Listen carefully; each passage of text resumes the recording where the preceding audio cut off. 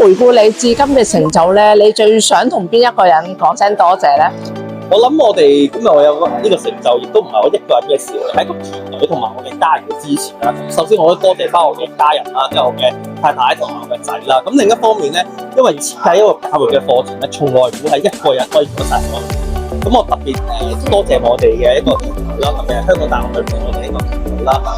喺當中我特別想多謝阿莊明先生啦、Donald啦，因為佢本身咧，我對呢個藥註冊嘅法規咧，其實唔係相對有咁多認識嘅，係佢好耐心去同我做好多嘅 discussion 啊、meeting 啊，佢俾咗一個 idea 我哋一齊共同設計咗可能成個課程嘅內容啊，點樣去 assess 啲學生啊，或者成個唔同嘅一啲講者，我哋點樣去安排啊個結構等等啦。咁所以我覺得呢一方面我係即係非常之感謝佢咯。